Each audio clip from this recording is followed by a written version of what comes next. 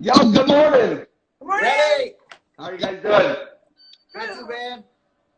Well, I'm gonna get on this treadmill.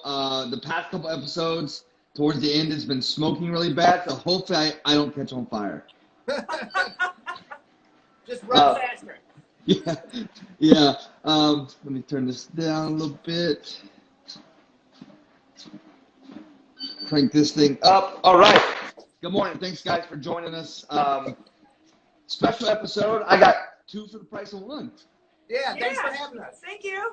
Now, I do gotta say, you guys should definitely have your own treadmill talks, but it's nice to be able to put you both on at the same time because I'm gonna have some questions that regard or revolve around working together, always being together, because there's a lot of folks that in our industry do that, and you guys can definitely put some insight into it. Before we get started, I always start with some, speed round questions, kind of get to know you, have a little laugh. So first off, does pineapple belong on pizza? Yeah, pineapple and bacon together. No, Yes. definitely not. No. See, look, we're already starting this morning. There's conflict already. How do you like your eggs?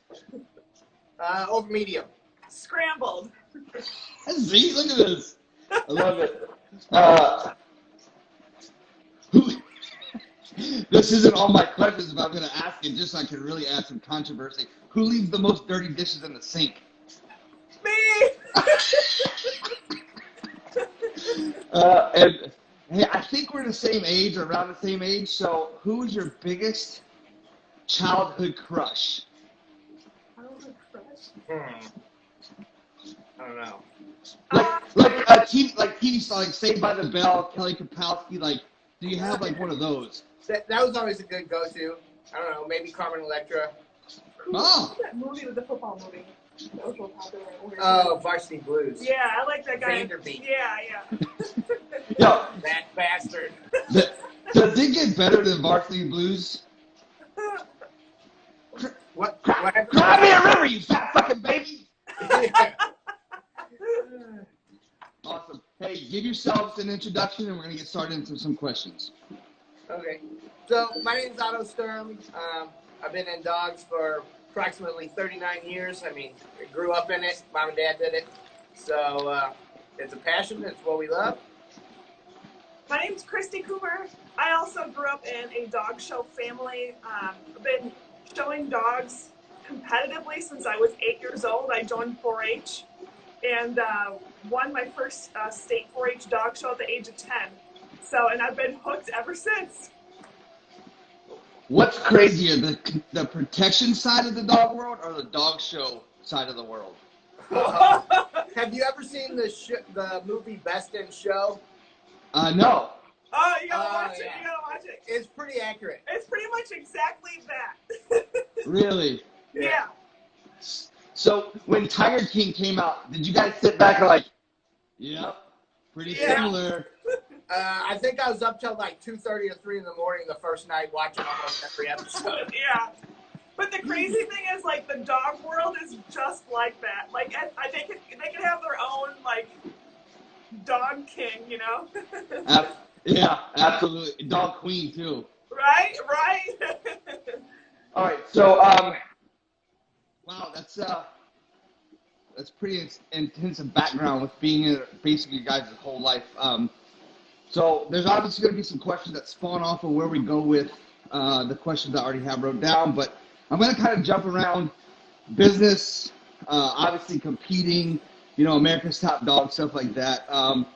Let's get started with, you guys are the only team that both competed on America's Top Dog. So talk to us about the process of getting selected and what was the thought process, if there was one, with them getting a 2-for-1 with you guys? So I saw the casting call in the USMRA page, and it was pretty late in the process. And I immediately started doing some research, and I tracked down one of the producers on Instagram or Facebook or something, and got into a lengthy phone conversation with her. And she started fast-tracking our casting. We did, 50 Skype interviews with these people. Some of them with the dogs with us, some of them without the dogs with us. And it was like 5 Skype interviews, actually not 50. It was a bunch. They just liked us so much, I guess they wanted to put us on. Nice. Yeah, it was a crazy process. I actually didn't think it was gonna happen. I thought it was kind of like a hoax. It was like, I was like, whatever, like I'll just go with it. So I like kind of went through the jumps and hoops and stuff. And then when they like were talking to us about booking plane tickets, I was like, wait a minute, this is for real? I'm like, okay, this is really cool. So I was excited. Like once I actually got on the plane, I was like, this is actually happening. And then when we got to the set, I was even more impressed. I'm like, this is the craziest thing I've ever seen. For about a month, they had us doing homework for them, filming like hours and hours of footage of the dogs doing different stuff, and they only used like a very minimal portion of it, because I'm sure they got an abundance of material from everybody that participated, and they have to whittle it down to an hour-long show. So they have to be picky and choosy of what they're putting on the air, I'm certain. Yeah. If they ever came out with it on DVD or like a downloadable format and they added all the extras, though, that would probably be pretty cool. Yeah, that'd be really cool. What would you say that you guys' your biggest, I wouldn't say fear, what were you most concerned about going into the competition? What did you have to prepare the most for going into comp?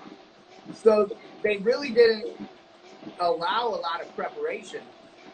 We didn't know what anything was going to be until 10 days beforehand.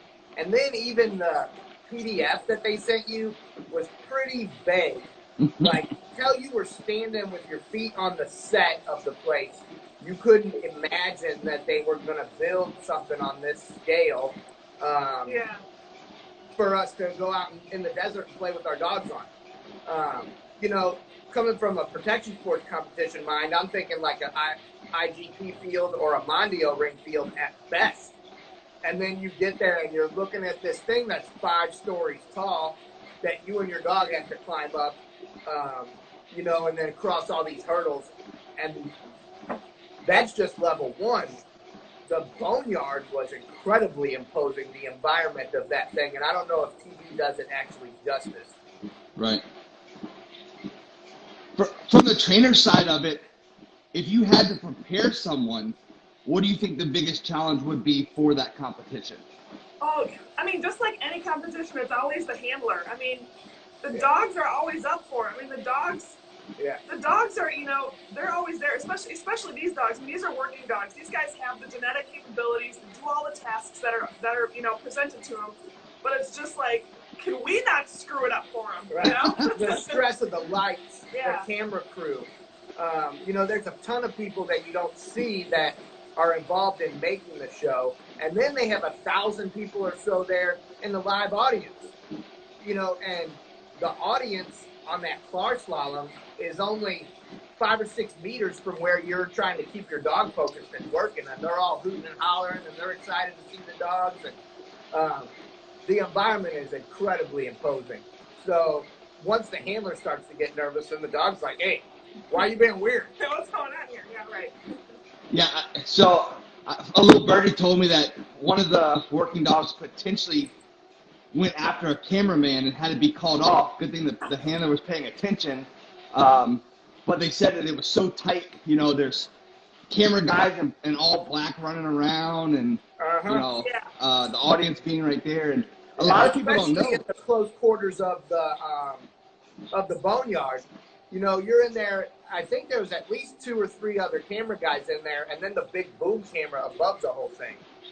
I mean, it takes a dog that's, that you can trust to be able to take through the course. If you got a nervy dog that might just do one of these to somebody, it's like not a good idea. Don't take them. And there was people they shipped out there that didn't get to actually be on TV because their dog couldn't be around the crew. Yeah, or the other dogs, the other people. There was 2 people that got sent home when I was there because they couldn't handle their dogs. So they for me personally, they brought these 2 other people out, and the dogs were really unruly. And then they're like, "Hey, girls, the pit bull, go get your dog out. We got to make sure that this dog's not out of control." I'm like, he's fine, but I like, did a little obedience and then did a little downstage, did a little focus healing, and they're like, oh, you're good. So, I mean, I don't blame them for it, but they definitely had the eyes on the pit bull though. They're like, oh shit. Yeah, of course, right? The LAPD was there as safety consultants, and they did a fabulous job keeping the crew safe, keeping the dogs safe. Their LAPD canine vet was there, making sure everybody was healthy. They really cared for the animal competitors a great deal, and it showed. Yeah. Nice. Hey, a lot of people don't know, but I think you guys were filming at what, like 2, 3 o'clock in the morning? Yeah. So it was insane. They would pick you up from the hotel at like 8 in the morning and truck you out to the middle of the desert. And then you would sit around, and they would take care of you, and you got snacks, and your dog got to stay in the air conditioning.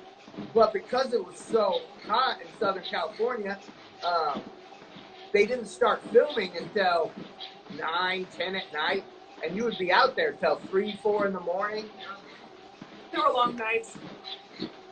So how did you guys have to adapt to that? I mean, getting out there, flying out there, then your schedule, the dog schedule's jacked up. Well, no big deal. Yeah, we alternated. So she went out first, actually, because the episodes aren't necessarily the order they filmed them in. Mm-hmm. And I stayed here and made sure the building didn't burn down. And then when I went out there, she stayed here and ran the ship and took care of everything. So to have both of us be able to switch back and forth, it made it pretty simple. Yeah, it wasn't that bad. I mean, like, the time transition and stuff was no big deal. I was in the military for 4 years, so, like, I'm used to weird hours and weird circumstances, and it was, like, no problem. Yeah, and then I used to be in a heavy metal band, so.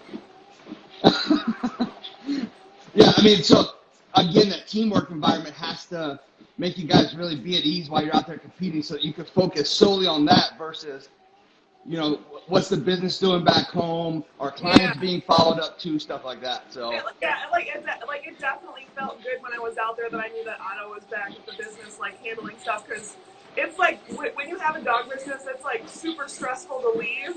Because we want things to go well. We don't want any accidents or mistakes. And the kind of dogs that we take, right?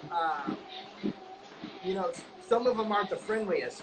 Yeah. So, because we resolve some of the worst cases of aggression or anxiety, so those dogs need to be handled really delicately. Plus, while you were on set, they were very adamant about you not having your cell phone out and taking pictures or videos of anything out there. And you had terrible reception. You had to go to this one spot and hold your phone way up in the air to get any messages in or out. Yeah, so there was like a lot of trust involved. I'm like, after I left the hotel, that was pretty much like the last time I could talk to Otto before I went on set. I was like, well, I hope everything's going good at work because it's out of my hands now. And then when you were there on set, the environment of California can pretty much kill you or your dog.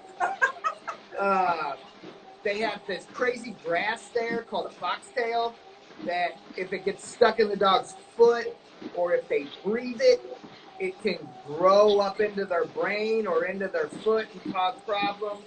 Then there's scorpions, tarantulas, rattlesnakes, and they had people on set kind of monitoring all these situations. Yeah. Oh, nice. Yeah, a couple days, because I was on set 9 days. A couple days, there was a guy that had to move some animals out of the vicinity. Wow. Yeah, I can do just about anything except for spiders and snakes. You lost me on that one. Big spiders. Yeah, big ones. Hey, so you talked about some of the dogs that you guys take on. A little segue question. What's your favorite misconception, when you talk to your friends or high-profile clients? Oh, you're just a dog trainer. You guys must just put puppies all day long. So, what's your biggest misconception? I think the biggest misconception about what we do is that it's like all fun and it's what a great job. People don't understand this is actually a lifestyle. This is something that we do 7 days a week, literally from the time we get up at 5:36 in the morning until we go to bed 10, 11 o'clock at night. We are in doing dogs all day, every day. And even though we own the company, we still clean up a lot of poop. A lot of poop. Jesus. Seriously, we still scrub shit kennels. We really do. My girlfriend Micah's rotating dogs right now as I speak. She literally just walked in, so it's Yeah. she's literally taking care of dogs so that I could be on Treadmill Talk. So That's awesome. yeah, it's, you guys only put cute puppies, and they don't know about the dogs that want to eat your face off, that have Right. bit children, and Right. they're on their last straw being put down. We're frequently the last stop before the pink needle. They've tried veterinary help. They've tried purely positive trainers help. They've tried sit means sit, purely shot collar help. And if this doesn't work, Fluffy has to go live on the farm. So we take the worst of the worst problems here. Yeah. Let's see. So, give me both of you guys' dog's background. So let's talk about Wolverine. Which, if I wasn't wearing the hoodie, I'd show you guys my shirt. I wore my Wolverine shirt. So. Oh, nice! I can see the design under the flak jacket. So, but talk to us about Wolverine. Talk to us about Scrappy. Yeah. So, I actually bred Wolverine. He's a bloodline of dog that I've been tinkering with for about 20 years now. His father was a dog that I bred, and his father was the second ever Mondial ring titled American Pit Bull Terrier in the world. Nice. His grandpa had a BH and a Shitten title back then because it was so long ago. It was before they changed the name to IPO or even IGP.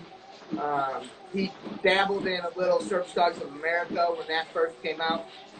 So Wolverine, I actually own 4 generations back on. Wolverine's a UKC Confirmation Show champion. And then I'm currently training him for Mondial Ring and French Ring crossover. Nice.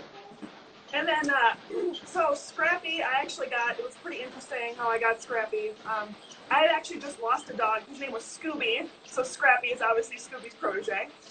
But Scooby was kind of like my heart dog, my everything dog.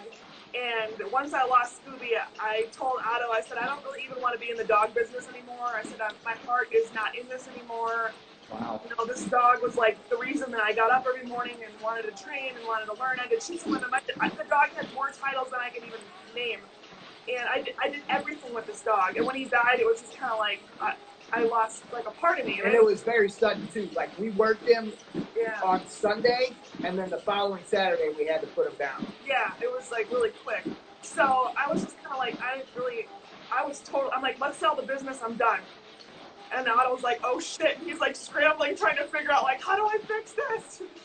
And he had gotten a message from a friend of ours. Her name was Gina, and she owns Bella Staff, Amstaffs. And she said, hey, this dog just gotten returned to me.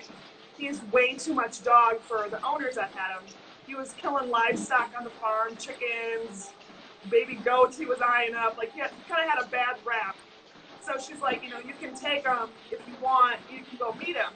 So Otto and I drove, like, I don't know, 3-4 hours. Yeah, we met in the middle point in Gary, Indiana. Yeah, so we, met in this park. It was hot out. It was probably like 100 degrees that day, and they tried to feed the dog into submission, so he was legit morbidly obese. He was a big boy. He was a big boy at that time. And I'm, like, looking at him in the park. He's hot. I'm trying to play toys with him, and he's like... I'm like, this is the dog that's going to replace Scooby? I'm like, are you serious, Otto? But I'm a pedigree freak. The dog is bred off 16-year-old frozen semen, and the pedigree and the genetics of this dog, phenomenal. So I was like, all right. I was still mourning the loss of Scooby, so I was like, whatever. I'm like, Otto, if you think he's cool, I guess we'll take him home. So we took him home, and we had him for like 3 days, and Otto had his bike suit sitting in the kitchen, because that's a really good place to keep a bike suit, right? So anyway, so he was like messing around with his bike suit. I had Scrappy out, and he was just kind of like screwing around with them and kind of trying to amp him up a little bit, and all of a sudden he just went whap, and I'm like, that is my dog. Nice. But kind of, he's definitely grown on me, and he's a really good boy. I've had to put a lot of work into him though, because he came with a little, some issues, but now he travels with Wolverine. He hangs out with packs of dogs. He helps her recondition other dogs' behavior here at the facility. So, like, totally reformed. He's an awesome dog. He's been on the airplane. He's been in Times Square. He's been on Malibu Beach. I mean, the dog's been more places than most people. Nice. How old are both of them? Wolverine just turned 3 in May, and Scrappy is 3. Yeah, Scrap's 3 too. Yeah. So here's a genetic question for you. Like, Wendy, what's your opinion on when a dog hits its full maturity from those genetics? That's a good That's question. a really good question. The pitties, because they're like a Molosser Terrier cross. The Molossery breeds are all slow maturing dogs. Rottweilers, anything like that. You're going to put 3 or 4 years of foundation into the dog before it's ready to do anything reliably. But like we have in our club, the son of a Mondio Ring 3 world champion. He's 1-year-old Malinois. We helped our client import the dog. He was bred by our good friend Joel Clark. And the dog's barely 1 year old, and he can do an entire level 3 routine. Like, I taught the dog object guard in 3 sessions. Yeah. So I think it really depends. I think our the Amstaffs, the Pit Bulls, the Molossers, the Mastiffs, those are the kind of dogs that we like. You just got to know that you have to have patience, that that's going to be your breed of choice to do protection work with, because they are slow to mature. You have to be careful about their joints because they are a little bit heavier boned. If you smash them too hard, they're done. That's it. What are you guys looking for most in a puppy selection? Oh, so as far as, okay, this is actually a really good question, and this brings up like a good, I think, like a combination of why we're such a good team. So I have a super, super heavy show dog background, and Otto's got a really pretty heavy protection dog background. There's this like lingering idea that a show dog can't work, and that a working dog is too ugly to show. Our like kind of belief system is that the dog should be beautiful. The dog should fit the standard. The dog should be physically put together correctly and be able to be shown and finished and championed. The dog should also be able to have all the capabilities and qualities to do work, to have drive, to have the ability to perform its, original intent. yeah. Nice. So look for both. We want a conformationally, beautifully put together dog, but they gotta have a lot of drive and a lot of fire too. And you'll notice the dogs that are built correctly last longer. If they have good movement, you're not blowing out elbows or shoulders or hips or knees because the dog's built sound. Your foundation is correct. I wish more people would, I wish it wasn't such a clash about, of schools, because both people can benefit from each other. The show dogs really need some of the fire that the working dogs have. The working dog people really need to understand the conformation and the build and the structure of a dog. So I totally get it. I tell my girlfriend every day how lucky she is. She got the brains and the looks.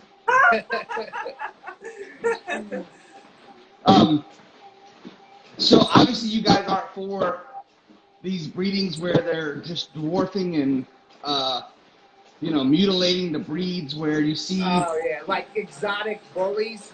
No. Yeah, they're 8 inches off the ground. They're wide-chested, bow-legged. Like this, and then all they care about is how big his head is or how wide his chest is, and like they'll actually get a ruler out and measure that stuff when they show the dogs. I've been in pit bulls so long, I remember the advent of the American Bully when it really started to come on, and like the ABKC came out, and the whole point is how big the dog's head is and how wide its chest is, and oh, look at this. And the dog might look cool in a picture when it's sitting still, but if it's sitting on your couch and somebody kicks the front door in, he doesn't have the stamina to run across the living room and do anything. right. I have an XL American Bully. He's a rescue guy, but he's so big and so overdone, and he can play ball for 5 minutes, and that's like all he's got for the whole day. He's done. He's tanked. It's like it's not practical for the purposes of having a protection dog actually being able to physically do the work. Like last night, I was conditioning our dogs at the farm, and I have a mile-long track, and I run them behind the four-wheeler, And most of our pitties can keep up with the four-wheeler 22, 24 miles an hour for quite a suspended period of time.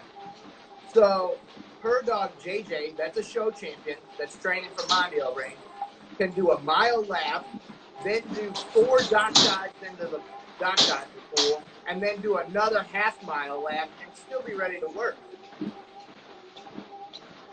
So, I mean, take the looks, all that out of it. We're talking practicality. The dog's basically useless. Right. Yeah. Yeah. And even if you like the look of it, I mean, I think some of them are like, Yeah. kinda, Well, like the toad line and the exotics, it's just tragic. Yeah. and then the health problems that go along with it too are just like, Cleft palate, yeah. extended soft palate, can't breathe. And I don't know why or how people are getting these crazy amounts of money for these dogs. Somehow they brainwashed people or created some pocket where people want them. But minus the health problems, I sort of feel the same way about all these doodles that are popping up. Yeah. Ooh. And we have a lot of doodle clients, and some of the dogs are really cool, and it's not the family's fault. And, you know, they got the dogs, and we help them condition the dogs to be cool pets. But the people breeding all these doodles don't give a shit. It's all No. about money. Yeah. Yeah. We here in Virginia, we have a GSD farm that 9 years ago their dogs were awesome, but they watered their genetics down so much that at 18 months old, we're training dogs that are grinding their molars to the gums. Or, I mean, I just gave back a 6-month-old shepherd pup a couple weeks ago, and while I had him in the board and train, he went to the vet for front shoulder issues. He got home. We rested him, got him home, and his dad just texted me yesterday and said, "Listen, I know what you told me at drop-off when you asked me where the dog came from, because you can identify by looking at the dog where it came from." Yeah. Yeah. We have a farm like that near here called Middle West, and they worked some of their dogs. I think probably in the 80s it was a legit place. But I think last year they had something like 200 bred females. What? Yeah.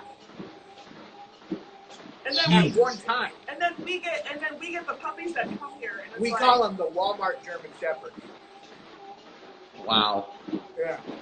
Wow. Yeah, like you said, it's not the family's fault that come to us. I mean, I've seen in the doodles, you've got some really good ones, and then you've got the typical nerve bag, you know, piss on everything every time you look at it, like.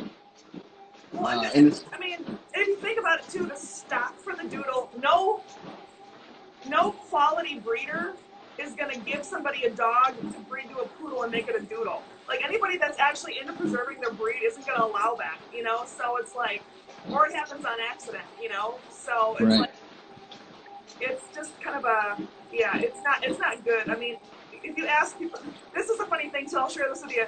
So we had a client once, I said, you know, make sure you, he said, oh, that my doodle has papers. And I said, really? He said, yeah, he's registered. I was like, wow. I'm like, okay. I said, why don't you bring the papers when you drop them off for board and train? I want to see these papers. Like, I was like really curious to see what the breeder had told this person, you know? So she hands me the papers, and it's the rabies vaccination. And she goes, look, he's got papers. I'm like, what? oh my I think God. this is a rabies vaccination. She said, yeah. She goes, well, does that mean that he's registered? I said, yeah, that he got his rabies vaccination. With the county. Yeah. So she had believed, you know, and it's not her fault. It was the breeder that, you know, had made her believe that these rabies papers meant something, that the dog was registered with some sort of kennel club or something. Crazy, you know? Now, before we get a bunch of hate messages, we're not saying every breeder is horrible. No. We're pointing out the obvious ones, right? Right. That are just doing it for money. Right.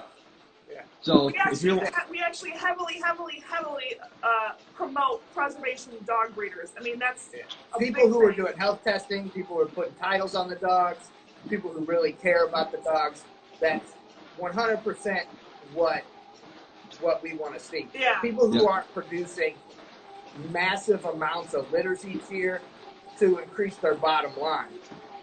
The last litter of dogs I bred was 3 years ago, was Wolverine's litter. You know, I breed to keep the line going. I breed to give people high quality working dogs or pets. 3 of his litter mates actually went to be service dogs. And we think that's a good thing, you know, when people are doing that. Yeah. We just got a lab puppy for a little boy with a Down syndrome type disorder. The lab's going to be his service dog. This woman has been breeding these dogs since like 1965. Yeah. The genetics of them is so incredible So good. that someone needs to acquire some of her dogs and keep up the work. Because, you know, that's 40 plus years of work put into these dogs. Who is it? Can you say? The name of the kennel is, oh man. It was a lengthy search to find this puppy, so I literally called every lab breeder in the club. I don't remember the name off the top of my head, but it's in Libertyville, Illinois, and the lady's name is Karen. Super nice lady, super nice dog. Really nice. Everybody's DNA tested. Everybody's full of age, hips, elbows, shoulders. She can tell you stuff about these dogs generations back, like, and remember who was off who and where. It was crazy. Her kennel setup is like absolutely beautiful too, and it's so, the property is so well taken care of. It's like, it's a beautiful place. She's had a really, really great business throughout all these years. She reminds me, or it sounds like Debbie Kay out here in West Virginia with Super Sniffers. You know, has been doing it forever. And if you watch her dogs work, it's just phenomenal. You can see that because she's that type where she can go, his granddad 19 years ago was bred with this dog. This is why he's doing this. Yeah. And really, like, she could talk about why the dog genetically is doing what it's doing and where it came from. And it's One just of like, our favorite mentors, Randy Hare. I love Randy. But he's an awesome dude. And I've known Randy since I was like 16 years old. We always talk about innate ability. That was definitely one of the biggest things I got away from one of his seminars too. It was like, you can't, you know, jam a square peg into a round hole. Some dogs just can't do it. They don't have it, you know. Well, so, I mean, you guys just give me such perfect segues. Next question. Tell me more about genetic fulfillment training. Good stuff. So, You can go on that one. Genetic fulfillment is incredibly important. You know, we do a lot of things in our program where we're talking about setting rules for the dog, applying penalties for breaking the rules. But we don't seek to ever make a dog depressed, suppressed, or repressed. They have to be fulfilled. We want to know what the genetics provide us so well that we can guide them and predict the outcome of the response of any stimulus and kind of control it. So like for example, we have quite a few dogs that come here that are great hunting dogs. People acquire these dogs from, you know, top hunting dog breeders. Labs, Vizslas, German short-hair pointers, Gordon setters, but they don't, Springers. They don't necessarily, the owners don't necessarily have an interest in hunting, even though they've gotten these dogs. Right. So we provide the genetic fulfillment. We have our farm is located about 17 minutes from our facility. We have a hunting farm out there. So some of the dogs get to go out there and they get to hunt too. You know. So we keep pigeons. We put the pigeons out. It's like an Easter egg hunt. The dog gets to do what its DNA tells it to do. Yeah, the dog has to be fulfilled. Like we do this. I'm setting up a duck pen right now too, so I can take all of our herding dogs out there this summer and we can do some herding stuff, because I was heavily involved in herding a couple of years ago too. Nice. For us, it's like important. Like I always ask a person, like, okay, for example, like, what's your favorite thing to do? Mine? Yeah. I love to fish. Okay, so could you imagine never doing that again, or being told, sorry, you can't do that anymore? Right. You get a little like angry. You might act out. You might do something out of character. You might get pissed off.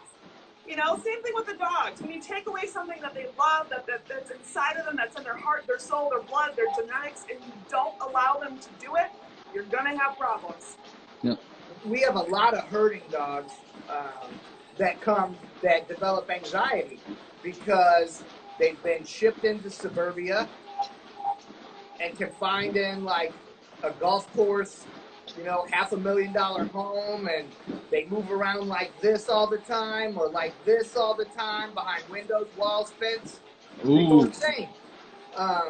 So fulfilling that part helps us bring balance. Gripping dogs need to play gripping games. And I know one guy that's the guru of gripping games, Ivan Balbano. He has a 4.5-hour video on how to play gripping games with your dog, and I highly recommend people go check it out. Yeah. Nice.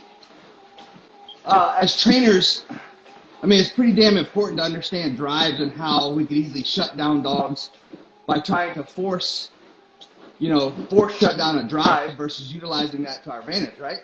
Right. Yeah. So you see a lot of trainers that do this bonking thing, and if you look at the dogs that are attached to them, they're completely repressed. Yeah, agree there. Man, we're gonna have to have episode 2 with you guys. Let's do it. Who's more competitive out of the two of you guys? I have more fun. I think he gets mad because I'm like pretty lighthearted about it. Hey, it's whack if you're not the baddest. I mean, so when I started, first of all, with my first pit bull, it took me about 4 or 5 years to even get accepted into a shifting club. I would call these places, and I was a young punk kid with cornrows in my head, and they'd be like, "No, you can't come hang out with us." So I was like, I'm going to put one of these dogs on the world team one day. Watch. And it took me about 20 years to do it, but I did it. Nice. So, I mean, I'm just obsessed with it. I want to make all the dogs champions. I want to put accolades behind their names like alphabet soup. It's like, why not? If you have the dog that can do it, celebrate it. Right. Well, and I also feel like if you're not putting titles on your dog, you're kind of wasting your dog. Like you should like a dog should never be wasted. Even if like let's say they like wash out of a protection program or something. I mean, the dog probably has potential to do something else, to do duck diving or fast cat or barn hunt. There's always something that you can be doing with your dog, and I that's one of the hardest things I think we have. Trying to convey to our clients is because they see the stuff that we do and they're like, oh my gosh, we can never do that.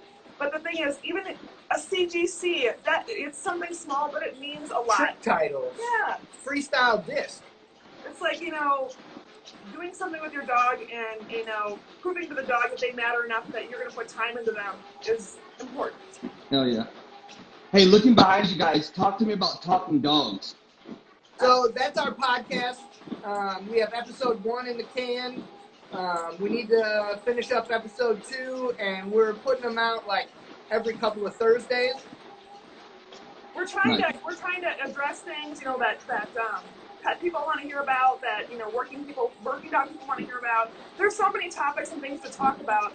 There's a lot of controversies to talk about too, which we're going to definitely talk about, like the different training styles. Anything really. The first episode is about puppy selection because a lot of our clients wanted to hear how we go about puppy selection and what should drive people maybe towards certain breeds or certain styles of training. Nice. So 2 parts. Also talk to me about the basics of balance and what you guys offer there, and then the security or the protection side of things. If someone's interested in a protection dog, how do they get a hold of you guys? What expectations from your side do you have from a client standpoint versus their expectations of you? Go. Okay. Yeah. You want to talk about selection? I'll talk about expectations. Yeah. Okay. I'll talk about basics of balance really quick first. So, we just wanted to expand our reach. There's only so many people we can help here in the brick and mortar building, and the system that we've developed is proven. We were going through photos the other day and videos, and going back even just a year, and so many dogs have come through here that we've helped assimilate into a better life for the dog and for the owners. And we want to expand that reach and help more people. So we developed the program, and the first part of the program is called the Basics of Balance, where we go into detail about what we call our triad of balance. And it's 3 very important rituals to help build the foundation. And then we're going to have subsequent videos coming out after that. The website for the videos is called basicsofbalance.com or americastopdogtraining.com. And then, so the selection for the protection dog is basically like hunting for a unicorn. A lot of our clients, maybe you've never owned a dog before, have definitely never owned a working dog before. One of the most recent ones I can remember is we acquired a extremely nice Rottweiler for a family, and the family wanted the Rottweiler because they have 2 small children, 5 and maybe 2. And there were some abduction attempts in the area. Oh, wow. So we had helped them with their smooth-coated fox terrier. Smooth-coated fox terrier is a really cool dog, but he's not going to stop somebody from kicking the door in, even though he might try. So they wanted a powerful dog. So we have relationships with people from all over the world. Nice. Dogs that are proven, dogs that are raised in environments we trust, and we help the client select a dog that fits their lifestyle, and then we help the client raise the dog to fit the exact purpose that they want. And as far as like the expectation goes for, the client's end, that getting, us training a dog, this goes with pet dogs too. We get the dog, we put the foundation in, we teach the dogs all the buttons, whistles, commands, everything like that. But then it's the owner's job to follow through and continue the work. Come to club, come to training, come to us when you have questions. Message us when you're not sure what to do. Message us if you want to do something better. Communication is totally key. And if you're not up for the follow through, then don't bother. Yeah. I literally provide unlimited tech support. Sometimes I'll be responding to clients till midnight or 12:30. It's true. It's true. When I'm trying to get a little attention, he's doing text support. If somebody needs help, we highly encourage them to reach out because we want them to be successful. We really do. Yeah, we really do. Very nice. Plus, we don't want somebody, I'm sure you feel the same way too. They're like out walking on the street with their dog and their dog's acting all ridiculous. And they're like, oh, I trained him at you and your dog. And they're like, oh, what a shitty place. It's our name on it. The dog better be acting right, I tell our trainers all the time when they come through our training school, listen, that is your walking billboard. And if you allow that to happen, Karen is telling everybody, she already told everybody in her neighborhood that she's going to off-leash canine training because of how expensive it is. So she's dropping nuggets of how much money she's paying for dog training, right, to bring Fido in. So now she's 3 weeks into a program or she's into a board and train and the dog's back and Karen's allowing that the behavior to happen. The neighborhood doesn't know that Karen's not doing her part. They think off-leash canine training sucks, so they're not going to spend their money. So you definitely have to manage expectations. People away. Yeah, we turn people away. We're like, look, this is what's required to resolve this issue. If you're not going to do your part, we're not going to do it. We don't even want your money. I'm sure you've experienced the same thing too, where like the wife comes in and she like, oh man, this dog really needs training. And the husband's like, no, I'm not interested. It's like, I tell him, don't do it. For what? Like, why spend the money? Why waste our time when you're going to go home and the husband's going to do whatever he wants or the wife, whatever way. And then it's like, it's just a waste. Everybody's got to be on board. Training a dog is a group effort. Yeah, it's not fair to the dog if one's being accountable and one's not. Right, exactly. So bottom line is like, not only are you wasting your money, you're wasting our time, but you're not being fair to your dog. And that's what we want best for, for the dog, is always be fair to the dog. Absolutely. So my girlfriend, Micah, who decoys a lot, she messaged about a road trip. Where are you guys at? Oh, we're in Oconomowoc, Wisconsin. Wisconsin. Yeah. So if you split the difference between Milwaukee and Madison, we're dead center. Got it. Well, she wants to come out and decoy, so we'll have to set something up because she's the type that. Love that. Yeah, we love that. We love having other trainers, and like we love having people come out here and hang out, and it's fun. I think it's fun to work with like-minded people too, because everybody does stuff differently, and we can all learn something from each other. We have Joel Clark come once a month for about a week.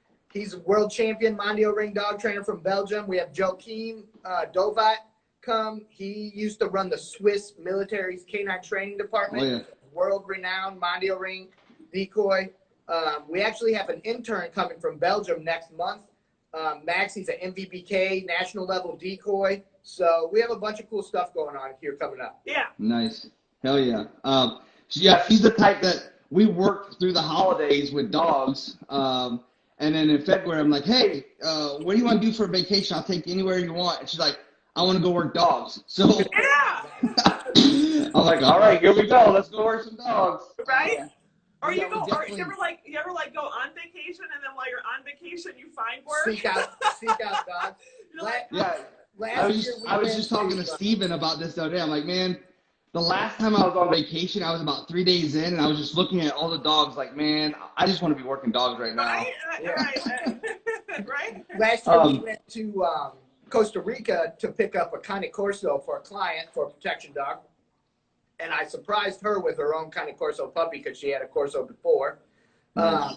And then the whole event turned into working dogs every day for at least a portion of the day before we went to the beach or something like that. So that's awesome. Yeah, Micah says we were literally at a cookout on Friday and it turned into working dogs. Yeah. Sunday at our house, our whole day is shot. We get up, we potty the dogs, people show up between 9 and 10, and we're out working dogs until the sun goes down. That's so awesome. Would you have it any other way, though? No. I mean, people are like, oh, we got to go to church. I'm like, this is church. Hey, we are running out of time. I want to ask you guys about one other thing. Your Grand Champion School for Dog Trainers. Yep. Give us the insight on that, then follow it up to how can everybody follow, get a hold of you guys? So let's go with that. Yeah. Probably the most centralized hub to follow us is at You and Your Dog LLC. Then I have my own Instagram page. It's at @full_Otto OTTO _Matic MATIC. And then you have at Pitbull Kristi. Yeah. She has like 50 Instagrams. She has one for each dog. I have a couple other dog businesses too, so I'm always on Instagram. Then we have the Basics of Balance page. Grand Champion School for Dog Trainers is like a baby project. We're still in the infancy stages, but it is going to be an awesome thing because we don't want to just expose people to what we think. We want to expose people to the best of the best in the industry. Once we get it firing on all cylinders, people are going to be able to come and learn from people like Joel Clark, Joachim Dovat, Randy Hare, Mark Boggs, the people that are the best in their industry, and some of the people that influenced me from when I was little. We're friends with Omar von Mueller. He's going to come and teach courses here. And if you don't know who Omar is, this guy is insane. Great. Awesome guy. His dog Jumpy is in that Toyota Tundra commercial. He trained all the dogs, and they're all his dogs, that are on Cesar Millan's Sun show on Nickelodeon, Mutton Stuff. So Omar used to do protection sports, and then he found out a way to live his life and create a living off playing with his own dogs. He's a super cool dude. Randy Hare, nose work guru. Amazing. Yeah. Bitch better have my money. I used to do bed bug detection dogs many years ago, and it would take me like 6 months, like start to finish a dog. With his system, I can get a dog out the door in like 6 to 8 weeks. I mean, it's unbelievable. And like literally with his system, I taught Wolverine to hunt dope 10 days before we went to California to be on America's Top Dog. 10 days. Yeah. Because they were like, oh, does your dog do nose work? And I'm like, yeah, there's a nose work exercise in Mondio Ring. He'll do it. And then 10 days before, they're like, oh, you got to compete against narcotics detective dogs finding dope. Surprise! Okay. So, but yeah, we're really excited about everything that we got going on, and we do internships here too for anyone that's interested in becoming a dog trainer. That's kind of like our baby steps into the Grand Champion School for Dog Trainers. Is we've had like I think 3 or 4 interns come through now. So if anyone's interested in becoming a dog trainer, and there's different aspects too. Some people are more interested in the business side. Some people, I actually also train dog groomers too. So if anyone's ever interested, in becoming a dog groomer, we do that too. Nice. Hey, business standpoint, do you prefer Instagram over social or over Facebook for social media? I prefer none of them, really, honestly. No, I mean they both have their purpose. There's different clientele on both, so both are necessary. Yeah. Boom. Awesome.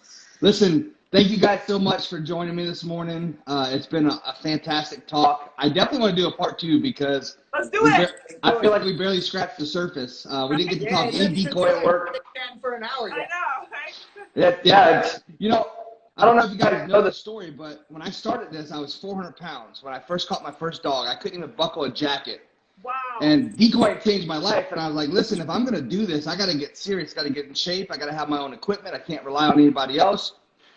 And so my accountability was Treadmill for an hour, Monday through Friday, and I would interview somebody, just like we did, which held me accountable because, listen, when I got consistent and I was doing it, if I was 1 minute late starting the Treadmill talk, my phone would blow up from people around the country like, where are you at? Get your ass on the treadmill. Get out of bed. Like, I would get nasty messages like, you better get your ass on that treadmill right now. And the accountability was great, so social media for accountability is a fantastic way to do it. And that's kind of how this all stemmed. I went away from it just because we got so busy, but with all the COVID stuff, I brought it back, and I'm going to do it at least every Wednesday and Saturday just so that we can get amazing guys like you out in front of people that you're not in front of. You have a really great show. You have a lot of really awesome people on. Yeah. Awesome. Well, I appreciate you guys being on. Tony Robbins inspiration in there, maybe? Yeah, absolutely. I know you guys know Nick. He's one of my mentors. He's been a big part of my success and a big part of the pushing drive to this. And when I brought it back, he said, "Listen, I think it's awesome what you're doing. It's a great concept." He goes, "But from my standpoint, I don't want to watch you every single day because it's going to be hard to get people to stay, at the top of where you're at with your guests. So, do it a couple of times a week, and you'll have better, views. You'll have more interesting topics, and you'll have better people on." So, shout out to him for giving me the idea to drop it back 2 days a week. So, but again, hey, we'll link up. We're serious about traveling. We'd love to come hang out with you guys. I'll hit you up on the side, and if you need anything, let me know. Thanks for coming on, and we'll see you around. Thank you for having us. You've been so awesome. Thanks so much. We greatly appreciate it. Yeah, all right, guys. See ya. See ya. Awesome.